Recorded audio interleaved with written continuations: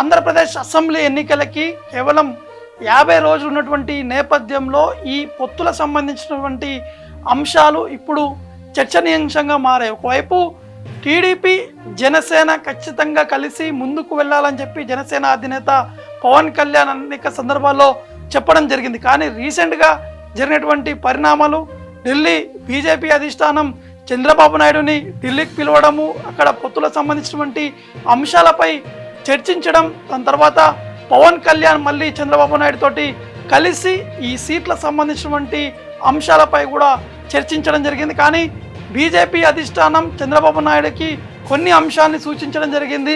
ఆ అన్ని అంశాలపై కూడా మేము జనసేన అంటే టీడీపీ జనసేన ఇద్దరం కలిసి మాట్లాడిన తర్వాత మళ్ళీ ఫైనల్గా మాట్లాడేటువంటి అవకాశాలు ఉన్నాయని చెప్పేసి కూడా గతంలో చెప్పడం జరిగింది. కానీ ఈ పొత్తులకు సంబంధించినటువంటి అంశాల విషయానికి వస్తే ఈ నెల 21 తారీఖున ఈ పొత్తులకు సంబంధించినటువంటి అంశాలకి ఈ పొత్తులకి ఒక గ్రీన్ సిగ్నల్ వచ్చేటువంటి అవకాశాలు ఉన్నట్టు కూడా స్పష్టంగా అర్థమవుతున్నాయి.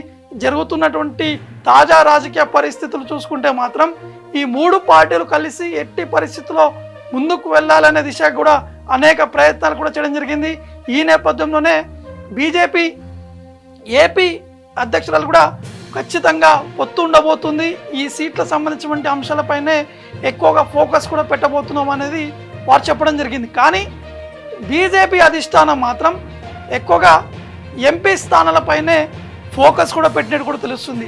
ఎందుకంటే ఆంధ్రప్రదేశ్లో 25 ఎంపీ స్థానాలు ఉన్నప్పటికీ ఇప్పుడు పొత్తులకు ఉంటే మాత్రం ఖచ్చితంగా బీజేపీకి 8 నుంచి 10 స్థానాలు ఇవ్వాలని చెప్పేసి బీజేపీ అధిష్టానం కోరినట్టు కూడా తెలుస్తుంది. ఈ మేరకు చంద్రబాబు నాయుడు కూడా సరే అని చెప్పినట్టు కూడా తెలుస్తుంది. కానీ అసెంబ్లీ విషయానికి వస్తే, ఎందుకంటే బీజేపీ మాత్రం ఎట్టి పరిస్థితుల్లో 400 సీట్లని మేము ఖచ్చితంగా కైవసం చేసుకుంటాము, మళ్ళీ సెంట్రల్లో అధికారంలోకి వస్తాము, ఎన్డీఏ సపోర్ట్ తోటి అనేది బీజేపీ చెప్పడం జరుగుతుంది. కానీ ఎక్కువగా అసెంబ్లీ స్థానాలకి బీజేపీ ఎక్కువగా ఫోకస్ కూడా పెట్టట్లేదు. కానీ ఈ పొత్తులకు సంబంధించినటువంటి విషయాలకు వస్తే మాత్రం అసెంబ్లీలో ఉన్నటువంటి పరిస్థితులు ఏదైతే ఈ అసెంబ్లీ ఎన్నికలకి 175 నియోజకవర్గాలు ఉంటే ఈ 175లో 35 నుంచి 45 నియోజకవర్గాలు అంటే